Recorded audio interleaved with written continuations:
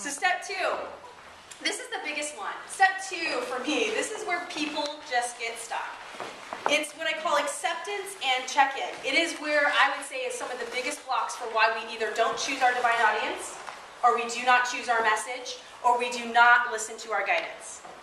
Okay? This is the one, by the way, that people go, ooh, this is the stuff that doesn't always feel good. And it means that we're going to be asking you some questions. And the first question I'm going to ask you, I'm going to pre-frame it though, is that, let me tell you something. Every single one of you is multi-dimensional. Do you know that? Yes. Do you know that in one setting as a mom or as an auntie or whatever, you're playing a role, right? That it's never going to be all of you. So why is it that we have to have a brand or a name or a program that's all of us? Because I'll tell you, if you wait for that, you'll be waiting a very long time. There will never be anything that encompasses all of you, ever. But the cool thing is you can pick something that really represents you, and then they get all of you anyway, right? Whether they know it or not. So just know that so this is one of the biggest things I've seen with every entrepreneur, whether you're a woman or a man, is that you want to pick something that's like all-encompassing. And what I ask my clients and what I ask of you tonight is, what are you willing to be known for? What are you willing to be known for? You can write that one down. It's a good one.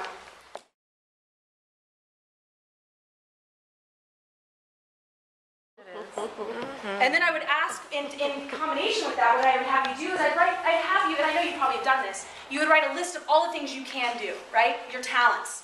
All the things you can do.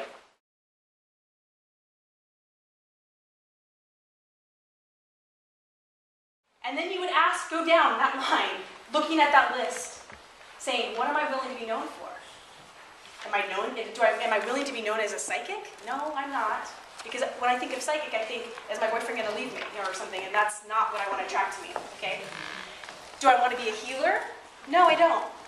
Because I believe each and every one of you is already whole, and you just have to be reminded. Do I want to be known as a spiritual teacher? Now, this is the one that came to me 4 years ago, and I said, I don't know who you're talking to. Ooh, run. No, I don't know. I think you missed that one. And then over the time of my life, in the last 4 years, I have been shown this over and over and over again. And for me, a spiritual teacher means, how do we get to teach you how to be all of you in your business? Okay? Okay, so going back to the question, what are you really willing to be known for? The point is, sometimes you have gifts, and sometimes you have talents, but you're not willing to be known for them. Okay? So really, when you're tuning into these stories, when you're tuning into what your message is, when you're tuning into your divine audience and who you're serving, be asking, am I willing to be known for this? Is this the foundation I can stand on and feel really good? Okay? You feel really good, not, what are they going to think of me?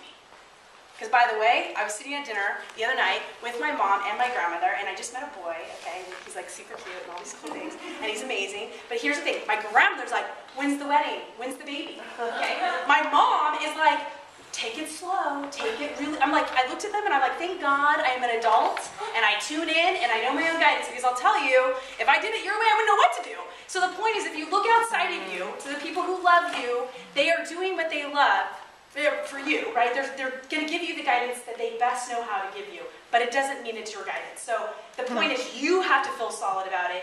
You have to do whatever it takes to be solid with it. Because you might know you're being called to step on that, like I was being called to step up here, right? And it took me time to grow into that foundation, okay? So sometimes we're being called for something, and sometimes it takes us to grow into it. So it's okay to acknowledge it even if you're not ready for it. So this is the other thing, I love this question. Okay, so if I were willing to accept that I am fill in the blank, if I were willing to accept that I am a spiritual teacher, a coach, a teacher, a healer, whatever that is for you, then who would I feel called to serve, and what would they want from me in a way of service or a solution?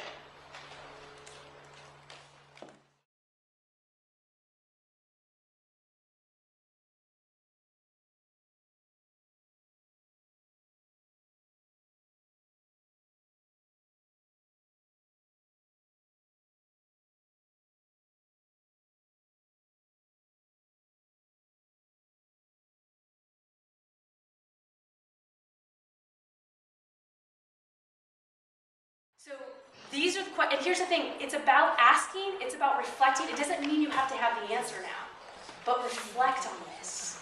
Sit with this. And by the way, this is a good test question too. If someone is your divine audience, or you think someone's your divine audience, then you can kind of take the, remember the questions I said? You can design questions from what you think they want from you, and then you can start to play them out with either people you know for sure your clients. You know, like my live clients, I can easily say, hey, I'm thinking of these questions, how do these resonate with you? And I would know right away whether or not, right? Because I have a population. So it's important that you just sit with this question because it's going to lead you down some paths. Okay? Any questions on that? I know this is always the heavy part. Do you feel that? It's because there's the reason why is because this is the question I must ask to help you guys step into what you need to step into. People tell me all the time when they tell me, like when they coach me to speak, you should leave this out, the energy change, you know, I said, no, I'm working with the energy. The point is the energy has to get heavy because when it gets heavy, that means you birth, right? What happens is if I make it easy and light for you today, then you're going to walk out of here and you're just going, oh, it's fun talk. Oh, yeah, well, that's not how I work. I'm a transformational leader, and there's a reason why I'm here on the stage. I tuned into every single one of your energies before I came here. I sat and I asked what you wanted, and they said keep it. So I did. Yeah. Okay.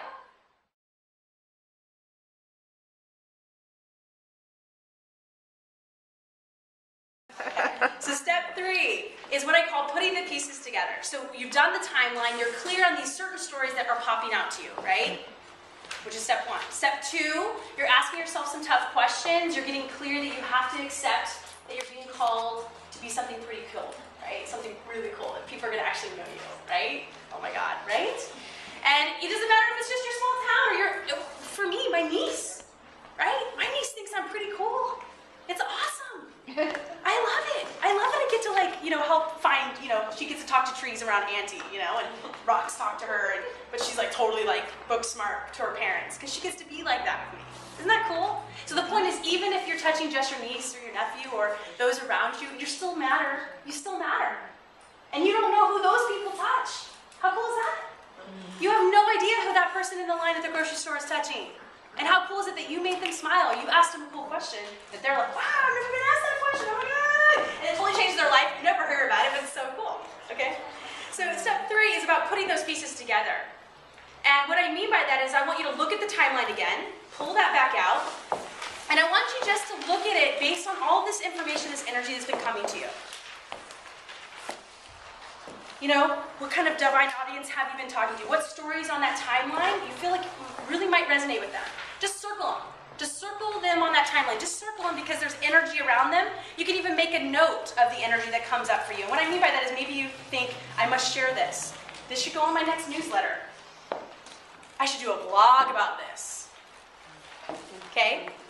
So to circle those moments, because it's always important to come back to that timeline and realize that how they connect to those stories so that you can start to pull those stories out and really flush them out. Now, some of you are writers. I know this. Okay? Some of you are like, oh, I don't like to write, I like to talk. So whatever way this means for you in step 3, I want you to, confirmation, I want you to, let me explain that, because the people who know me, but what happens is there's everything in the environment is going to be responding to what you're saying. So if you hear a freaking huge fire truck when you're clearing something, it's like, oh wow, this is big, you know? It's like everything is a reflection of confirming that you're on the right path, and whatever you're saying, pay attention to it, because it matters. It's like an exclamation point, okay? So these are important because I want you to come back to these stories. I want you to start seeing how are these stories meant to be shared. And what's interesting is sometimes when you come back to the timeline, and this is a process, it's not like step 1 and then you're done. No, it's like you're going to keep kind of going through the steps, okay? When different things come up. I want you to notice where you are sharing those stories or who you are comfortable in sharing those stories to. Because I know there's some that people are like, oh, I can tell her anything, right? So you can go to that person, you can practice. Like if I should, can I practice with you? Right? So you don't have to do this on your own. If you have a coach or you have a friend, do it with them. But I want you to learn to feel comfortable in sharing the story from a place of not victim, because by the way, when you first tell the story, it is going to be victim. You know, it is going to be like poor me, because you got to work the energy out. And then you got to go, okay, what did I learn from this story? And there's a whole art to this. But the point is, I want you to practice with your stories. Feel comfortable to share little vignettes of you. Okay? People are like, oh my God, I'm very vulnerable. Yes, you do. Because when you get to be vulnerable and you share of you, then guess who gets to do it too? Who?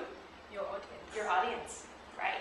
So it takes you, by the way, the thing about leadership with love is that you got to step first. Leaders step first.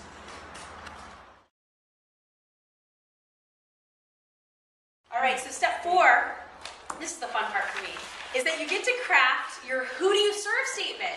Remember, what do we hear? What is who do you serve? What does it mean? Who do you serve? When do we hear this question? What do you do? Yeah, so when people ask what do, you think who do I serve? And then you get to craft a who do you serve statement. So you get to actually have an answer to your own question. Highly recommend, by the way. Don't ask, I did this one time on a date. I had all these questions and then I asked them and then they asked me back. I'm like, oh shit, I didn't do it, right? So, perfect, thank you, Lisa. So I want you to know that I'm gonna share with you what the who do you serve statement is. Like the process of it. The point is you always want to say this with a question first. Okay? So it's going to be formed in a form of questions. So for example, have you ever met someone who blank, which I'll tell you in a second. Usually it's a specific problem they face. Okay? So have you ever met someone who, in my case, I'll use mine. Have you ever met someone who is a powerful woman leader, who has this huge vision but has no clue how to build a business around it? Have you ever met someone like that? Yes. Okay, so the thing is, how I know it works is there's people like, oh yeah, that's me, or that's my mom, or oh my god, that's my aunt, my best friend. So the point is, when you ask that question, you instantly want to know that they know that there's someone to reference it on. Okay, that's how you know it's a good one. And then second, you say, well, what I do is, I'm an intuitive business strategist, and I help women like that not only have a really clear model for their business, but they know exactly what steps to take. Awesome, sign me up, right? So the thing is that you want to have the solution that addresses the problem that you do. And that's how you introduce yourself. So that's how you're actually asking what do you do? You're actually asking it, or answering it in the second part of the question. Cool, huh? So it's not like they're going to be like, why did you answer it like that? Because you actually do answer it by sharing what it is that you do. But you're connecting it to who you actually serve, which is so cool because when you share it, this is what happened at Disneyland, when I shared that, it was the lady in line that heard what I said that wanted my card. It wasn't the person I was talking to. So remember, the person you're talking to just might be the person to ask the question. It doesn't necessarily mean they're the person that, it's someone over here listening, or they're going to take your card. So that when you can use this really well, it's like, watch out. And step 5, by the way, is practice, practice, practice. So I don't care if you're at the grocery store, it's like you're anywhere. It's like you gotta practice this. Every time someone asks you, what do you do here? Who do I serve? And practice. And you can even get with someone and practice. You can come here at the Goddess Collective and practice. Okay? And then what happens is people connect to people. So what happens is when you are saying it like this and they're connecting you and hanging you on someone, right? They'll remember you. And then they'll go ahead and refer, usually, and that's how it happens, like, oh, so-and-so just told me you had a conversation with them and you changed their life.